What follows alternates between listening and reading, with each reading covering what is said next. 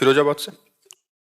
राधे राधे महाराज जी। महाराज जी, मेरा प्रश्न है कि जैसे कि आप जन बोलते हैं कि जब भी हमारे मन में कुछ भी गलत विचार आए या फिर मन कुछ भी गलत गतिविधियां करने की चेष्टा करे तो हमें राधा राधा नाम का चिंतन शुरू कर देना चाहिए। वैसे पहले से ही करना चाहिए।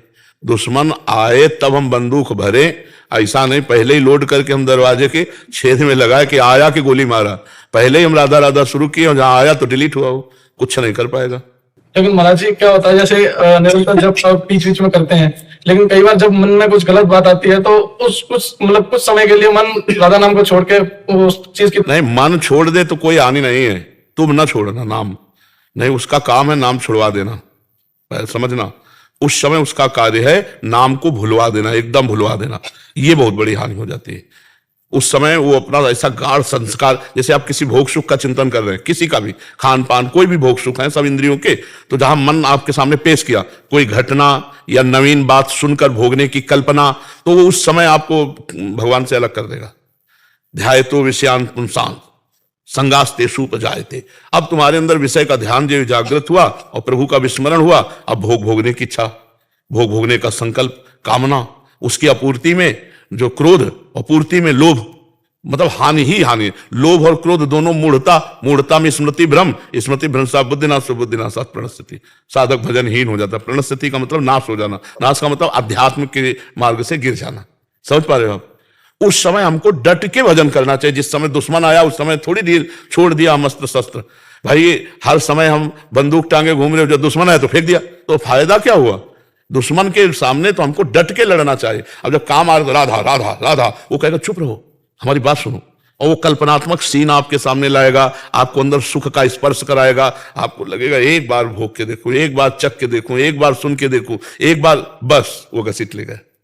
अगर राधा राधा नहीं नहीं राधा राधा राधा राधा, वो जलाएगा आपको, एक जलन महसूस होगी। उसी को सह गए तो आगे बढ़ जाओगे, और नहीं सह गए तो घसीट के पीछे ऐसे डाल देगा कि फिर भजन में मन ही नहीं लगेगा।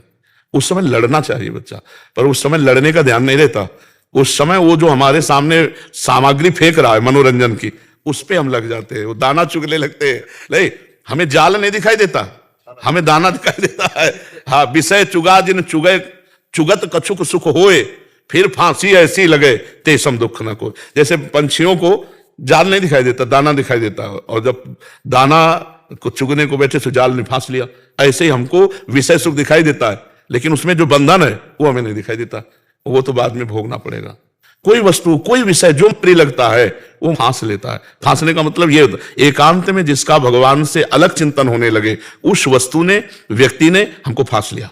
जिसका बार बार चेहरा आवे, जिसकी सीन आवे, बार बार चिंतन हो, तो जान लो कि भगवान से बिलग ये माया है और इसने मुझे फांस लिया। मैंने कौन सी चूक की जो फंस गया, तब आपको दिखाई देगा उस समय भगवान को भूल गए और इसे सत्य मान लिया, इसी के कारण फंस गए। तो बहुत कठिन है भाई। युद्ध कोई सरल होता है? कोई युद्ध सरल होता है? हम कह रहे कुश्ती का देख लो युद्ध, चूक गए तो धोबिया पछाड़ छट से मार देगा, कोई भी युद्ध हो। तो अब माया के साथ हो रहा है युद्ध। हम बलवान है, ऐसा निर्बल नहीं, हमारे साथ भगवान का बल है, भक्ति का बल है। जैसे भगवान की माया है मम माया, ऐसे भगवान का हम भी है ममैवांशो जीवलोके। भगवान कह रहे ना तू मेरा अंश है, तो हम कमजोर पार्टी नहीं है, हम परास्त कर सकते हैं, पर हम भूल जाते हैं अपने बल को और उसके प्रलोभन में आ गए। हाँ, उसके प्रलोभन में आ गए। ये मतलब कबड्डी का खेल समझो। हमको माया की पाली में बोलने जाना है।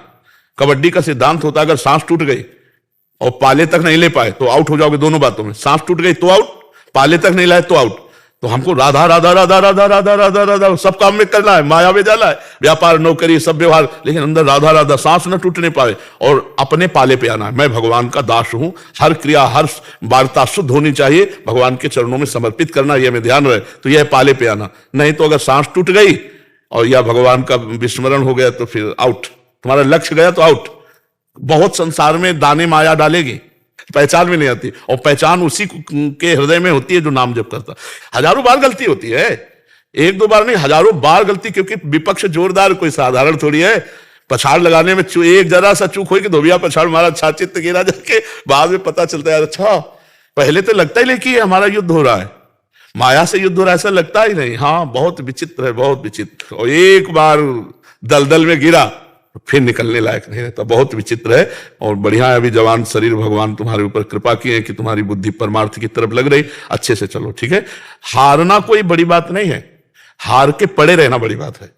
हारना कोई बात, यहाँ तो हारना, तो हारने पे हमें एक उत्साह रखना चाहिए कि मैं हारा क्यों, पॉइंट क्या है हारने का, हमें ढूंढना चाहिए और उस छिद्र को बंद कर देना चाहिए। अच्छा, मेरा चिंतन छूट गया था, मैंने इसको महान मान लिया भगवान से, इसको सुखद मान लिया, इसलिए मैं चूक हो गई। अब अगली बार देखेंगे, अब वो 1-2 दिन तुम्हारे सामने ऐसे प्रश्न नहीं रखेगी, अचानक रखेगी। जब तुम भूल चुके होगे अचानक रखेगी, फिर फंसा लेगी, फिर लगेगा फिर हार गए। तो निराश नहीं होना, वो 1000 बार हराएगी तो हम 1000 के बाद भी खड़े होकर भगवान के मार्ग में चलेंगे। ऐसा पथिक जीतता है, हारने करके निराश होने वाला इस मार्ग में नहीं चल कि यार 10 बार प्रयास किया, 10 बार हार गए, अब हमसे तो नहीं होने वाला। नहीं नहीं नहीं, हारना हो सकता है लेकिन रुकना नहीं है, कदम आगे बढ़ाना है। समझ रहे आप?